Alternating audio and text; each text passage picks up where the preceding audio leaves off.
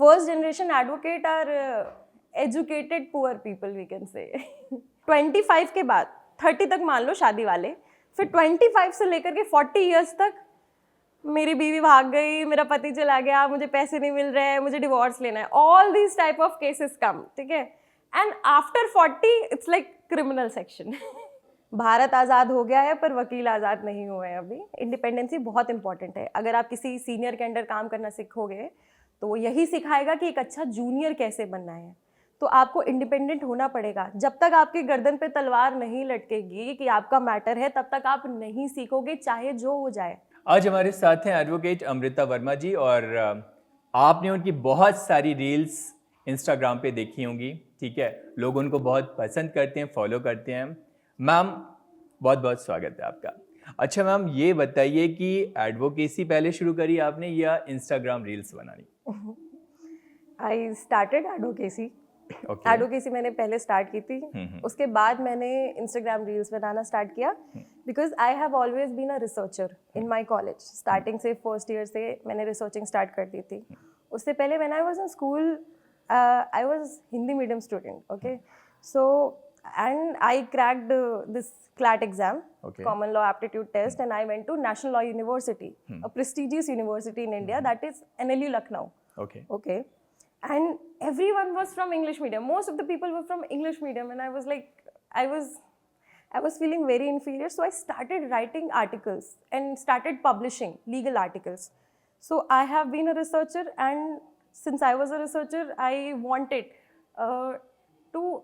to show everyone that I know about this particular law and everything. So I started making reels within 1 minute. Because being a student, everyone wants to know information in a very fast manner. मुझे चाहिए था यार, मुझे कोई 1 minute में सुना दे, 1 minute में सिखा दे ये 6 पेज का judgement. So I was thinking कि मैं ही क्यों ना ऐसा कर दूँ. So I started making reels. I used to study a lot. Now अब थोड़ा कम पढ़ना पड़ता है, अब थोड़ा स्पीड फास्ट हो गई, and it's helping me in my legal career as well, because law क्या है, आपको जिंदगी भर पढ़ना है. ओके, जो फर्स्ट जनरेशन एडवोकेट आते हैं, ठीक है, आप भी फर्स्ट जनरेशन एडवोकेट हैं, उनको किन किन परेशानियों का सामना करना पड़ता है? फर्स्ट जनरेशन और आपको भी क्या कुछ परेशानियों का सामना करना पड़ा? Exactly, I am coming to that.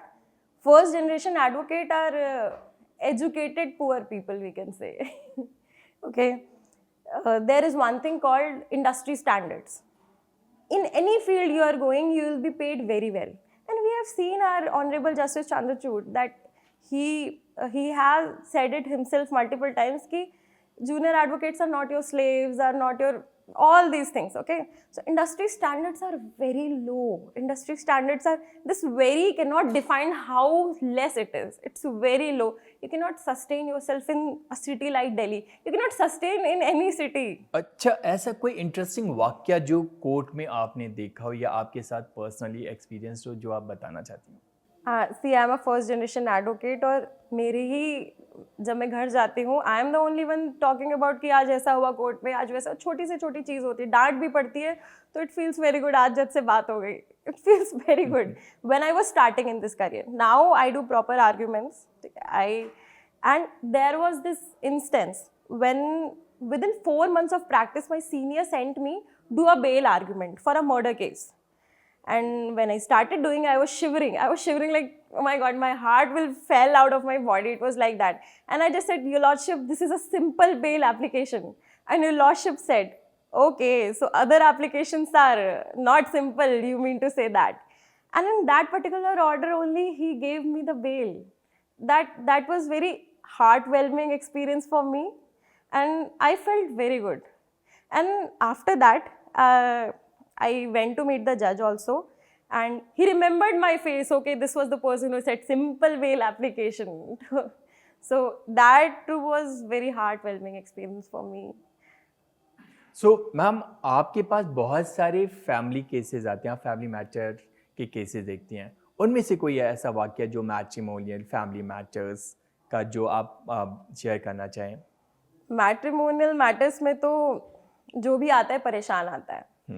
पहले तो कई लोग बोलते हैं हम बहुत परेशान हैं, हमें भी रिप्लाई करना पड़ता है, हमारे पास कोई खुश नहीं आता है. पहले शादी के लिए आते हैं कि शादी करा दीजिए फिर. हाँ, I am telling you the age group. 17 to 25 years of people come मेरी शादी करनी है, मुझे शादी करनी है, और ठीक है? 17 साल के बच्चे Exactly, we have to say no, wait for one year. और अगर लड़की है तो wait for 1 year, लड़का है तो थोड़े और साल वेट कर लो. You have to be 21 में नई नया एग्रीमेंट बना दो, ऐसे थोड़ी होता है, ठीक है?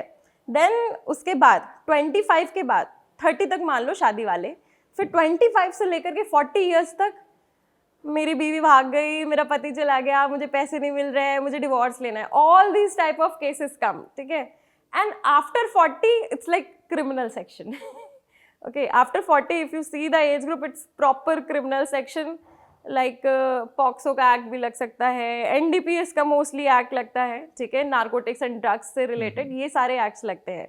There was one more case related to NDPS cases, ठीक है? एनडीपीएस केसेस में आजकल बहुत ज़्यादा पकड़े जाते हैं कि आप if you are at a very distant connected to that substance as an which is prohibited, ठीक है? देन ऑल्सो आपको कोर्ट तक ले जाया जाएगा.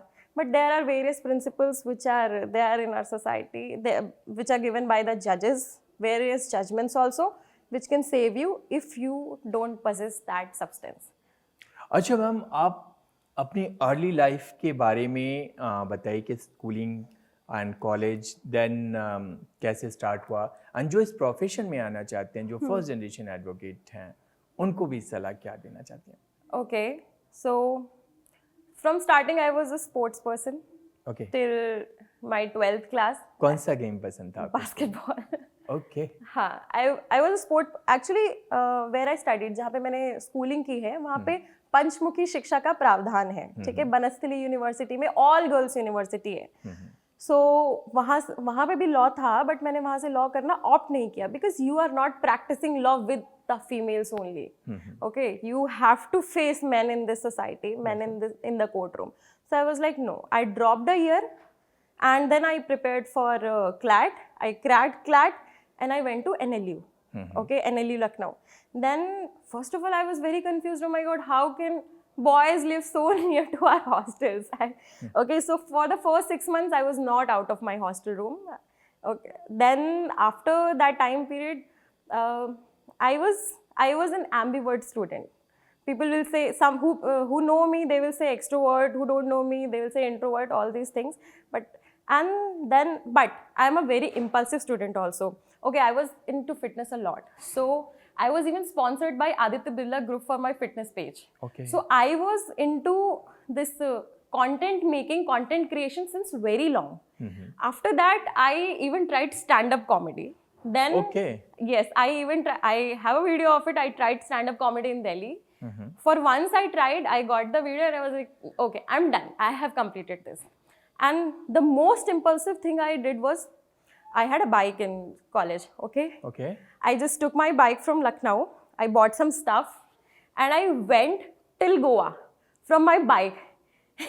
And my bike was not even having that number written. It was just handwritten because Okay. I'm careless as well.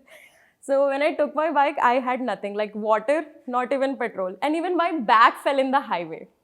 Then some people were coming from behind. मेरा bag लेकर के पीछे गाड़ी से आ रहे थे. Then when I removed the helmet, उन्होंने देखा अरे लड़की. उसके बाद they have given me the bag. They asked me, आप क्यों रुकी, आपको पता चल गया था, आपका बैग गिर गया था? I said no, मेरा तेल खत्म हो गया, रिजर्व पे कैसे डालते हैं? So, अमन कमाल की पर्सनालिटी, एक एडवोकेट, एक writer, stand up comedian. Aman, any other personality left? You tell me, I'll learn that. So, Aman, that's amazing. Multiple personality character, Aman. So, अभी भी आप बाइकिंग करती हैं? Yes. Okay. Solo or in group rides? I did one solo till Okay. Goa, and Okay. an accident happened over there. Unfortunately, I met a biking group. Okay. I traveled Goa for free. Okay. Yes, and then my second trip was to Ladakh, from Lucknow to Ladakh, and it was a total circle. So I did that, and after that I was like studying because college हो गया, third year तक मैंने कर लिया, fourth, fifth year you have to study. To reach here, I think you have to study. अब पढ़ने की आदत बना, ठीक है? तो fourth, fifth year I studied. अच्छा, मेरा एक प्रश्न है कि जो फर्स्ट जनरेशन एडवोकेट्स आते हैं बहुत परेशान होते हैं, ठीक है? कहते हैं ना जूते घिस जाते हैं तब जाके आप एडवोकेसी में एक प्रोफेशन, एक मुकाम हासिल करते हैं। तो उनके लिए आप क्या कहना चाहते हैं कि कैसे वो एक मुकाम तक पहुंचे, अपने सपनों को साकार करें? इसमें मैं 2 बातें कहना चाहूँगी। पहली बात ये है कि एक सीनियर के नाम से आप जाने जाते हो, एक सीनियर आपको जो सिखाएगा आपको वही आएगा। पर सबसे इम्पॉर्टेंट चीज़ ये है इंडिपेंडेंसी, ठीक है? भारत आज़ाद हो गया है पर वकील आज़ाद नहीं हुए हैं अभी। इंडिपेंडेंसी बहुत इंपॉर्टेंट है। अगर आप किसी सीनियर के अंडर काम करना सीखोगे तो वो यही सिखाएगा कि एक अच्छा जूनियर कैसे बनना है।